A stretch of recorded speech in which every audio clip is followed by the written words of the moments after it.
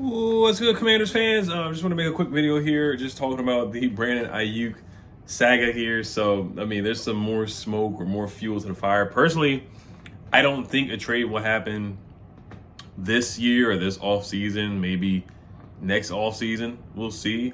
I mean, there was a proposed deal. Reportedly, Adam Schefter reported that there was a deal on the table. We declined the deal. Adam Peters declined the deal. I think it was probably like a first. They probably asked for a first round pick or something like that. He probably said no. I think personally, I would give up a second and a fourth. I know the social media trade that's been going around is like a second and a fourth in De'Ami Brown, or a second and a fifth in De'Ami Brown. I wouldn't mind doing that at all. Of course, the offensive line is the most important position or unit other than the quarterback to me. But as a unit, you get as a group position. The quarterback is of course a single position, but as a group position, the offensive line is most important. And right now, we do have some question marks there. We don't know what Brandon Coleman is going to be. So it's kind of like, okay, would you address the offensive line first rather than giving up draft capital for a wide receiver? But you want to help your quarterback out, and when you can get your quarterback the most talent or the most talented skill position group, or get him as much talent as possible to add to Terry McLaurin and Jahan Dotson. That's just a nasty, nasty, nasty wide receiver group, a nasty trio, a 1A, 1B.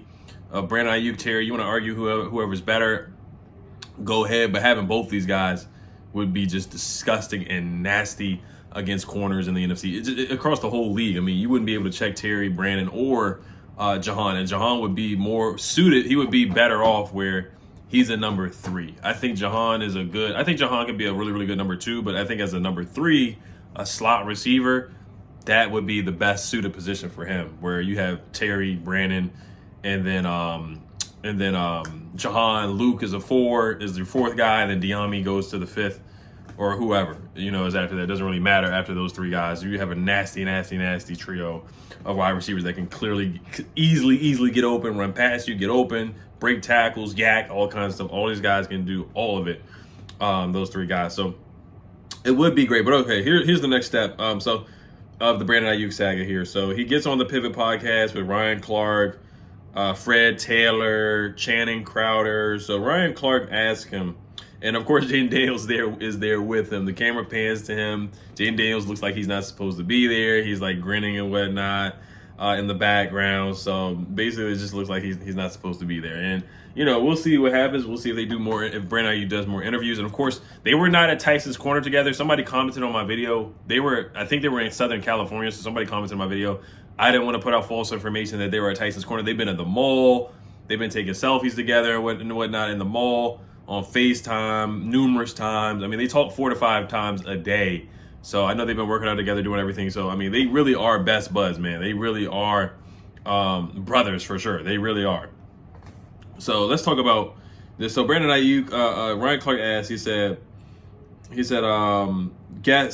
Clark asked Aiyuk to guess, he stressed to guess which uniform he thinks he will be wearing in week 1. And then Brandon Aiyuk answers and says, quote, "If I were to take a guess, probably a Niner uniform." Then he also says, if not a Niners uniform, probably a Washington Commanders uniform. If not a Washington Commanders uniform, probably a Steelers uniform. So we've heard the smoke of the Commanders, of course, of us, and the Steelers. So either one, of course, if he had to take a pick, he would definitely go with Washington for sure, rather than playing with Justin Fields and Russell Wilson. Then he says, shiggity, there's a quarterback, Jayden Daniels, right there. And then the camera points back to Jayden Daniels. I'm thinking about what I can do with him. We saw what they did, Jayden Daniels. That one year they were there together. They broke a couple records with some really, really nice passes down the field. So that's where they got that connection and that chemistry together. And they can certainly bring that to DC. So there was also another question where, Brian Clark asked Brandon Aiyuk about the whole the Instagram, the video, the FaceTime where he said that they don't want me. And Brandon Aiyuk basically explained that, they were not, something about the contract, the $30 million thing or whatever. So, I mean, there's just a lot of smoke and fire here. So, like I said, I'm not getting my hopes up on this. Jeremy Fowler did come out with a report and saying that they did have good traction, or they had a really, really good meeting the other day. So we'll see what happens with that. But I think he'll be back I think he'll be back with the Niners. Yeah, Brandon Aiyuk had a good meeting with the 49ers the other day. So that was that was Tom Pelissero on the NFL Network. He said that he had a good meeting. So, I mean, this saga has been going on for a while now. Like I said, I read the timeline in my other video saying on April 12th he unfollowed the 49ers. So he's done what all receivers usually do on social media. He's done everything. He's unfollowed them. tweeted out different things, been on FaceTime, on TikTok, and all kinds of stuff, just doing everything he can to really get up out of there. I mean, I actually forgot the Niners drafted Ricky Pearsall. I mean, you don't draft a first-round receiver when you already have Debo and Aiyuk. If there's no rift, why would you draft Ricky Pearsall? And you have George Kittle. You already have receivers galore and so much talent at the skill position. And Chris McCaffrey, who's like another receiver out there too. Why would you draft another first-round receiver? That's just really unnecessary, in my opinion. I mean, the talent is talent. So if you want to get BPA, I get it, from a roster building standpoint. But, personally, I would not. If I already have Aiyuk, Kittle, Debo Samuel, like, I don't think there's really a need to go after a first-round receiver. I'll probably try to bolt. I know their offensive line is already legit. They already have legit players at every position on the team. But it's like, receiver, really? When you already have Aiyuk and Debo. And Juwan Jennings is not bad either. They got a couple of guys that are good, decent third receivers. So there's definitely a rift there. I mean, everybody knows it. Everybody knows it now, of course. February 13th, his best friend posted, this is the exact reason why we're leaving San Fran. April 12th, he unfollowed San Fran. Then on May 25th, he reported that Aiyuk appears to want the 49ers to beat Amon-Ra St. Brown's contract and using it as a benchmark. So I think that price is a little too high, in my opinion. $30 million is what Amon-Ra St. Brown is getting per year. I think that's a little too rich to pay Terry $23 million and then pay Aiyuk $7 million more. And I know the money goes up every year, but I just feel like that's just a bit much. It's just a bit much. And I love when teams are aggressive. I say this all the time. I love what the Eagles did with getting A.J. Brown. I love what the Bears did with getting Keenan Allen, supporting their young quarterback. And this is the time to do it when Jayden Daniels is on a rookie deal, on a rookie contract. We have a lot of cap space left and available, even after signing all our rookies, even after signing all our free agents. We still have a lot of money that we can play around and make deals and wheel and deal with. So that's what I love about the situation that we're in. So if we really did want to bring Aiyuk in, we could pay him. We really could pay him. And then on March 25th, John Lynch said that the team is in contact with Aiyuk's camp to work out a long-term contract. Aiyuk then responded via IG with emojis, money talks, bullshiggity walks. So, yeah, there's just a lot of stuff going on. There's a lot of stuff going on. So I get it. We definitely have to address the offensive line before addressing skill positions, in my opinion. But when you're able to have an opportunity to bring a guy in this, you definitely have to pick up the phone and listen, which Adam Peters has already done that.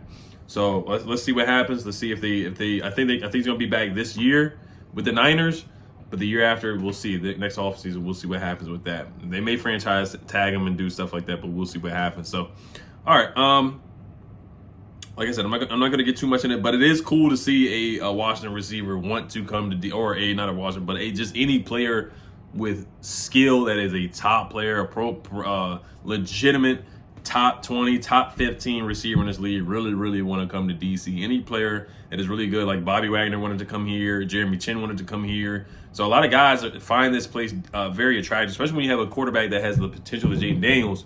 There's going to be more receivers and more skill position players that are going to want to come to DC and play with Jayden Daniels, play with Terry McLaurin, Jahan Dotson, B-Rob, other guys like that. So we really just might become a legitimate destination team where other star players or legitimate players are trying to join forces with Washington for sure. So we'll see.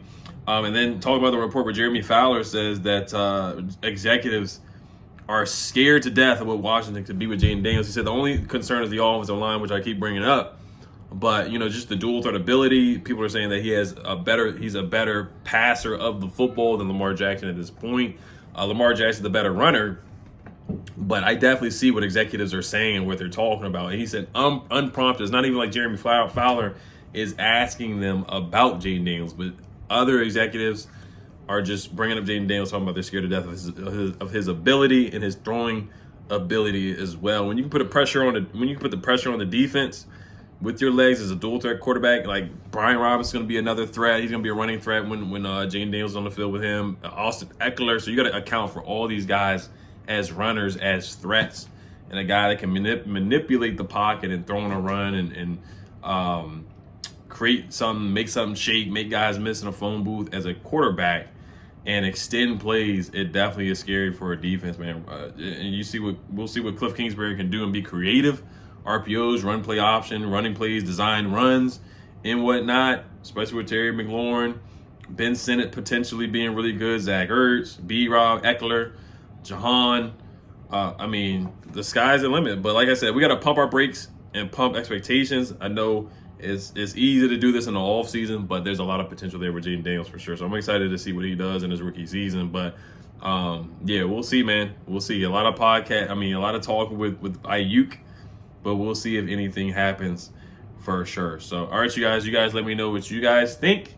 I probably will make one more video, maybe tomorrow or something like that, and then just a bunch of off-season stuff for the most part. So, and then some more Wizards content is certainly coming out. I know you guys are asking about the Wizards a lot. I made a couple of draft videos. Denny was traded. Already talked about that. Them drafting Alex Sarr, Keyshawn George, Bub Carrington. Free agency is going to be starting tomorrow. Russell Westbrook already is going back to the Clippers. So just a lot of stuff that's coming up for sure. NBA content wise. So all right, you guys let me know what you guys think. Hell Commanders, like I said, if it were up to me and they just wanted a second and a fifth, then I think it's something that you should strongly consider doing. But like I said, I'm not banging on the table to do it right now. I do want to see how Jayden Daniels does his rookie season.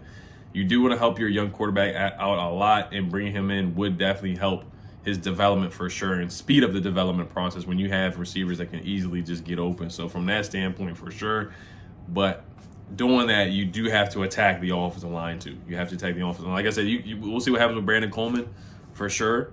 So who knows? He could be a stud starting tackle, but as a rookie, you have to temper your expectations for that. There definitely is a learning curve with Brandon Coleman for sure. So all right, you guys let me know what you guys think. Health Commanders. Peace.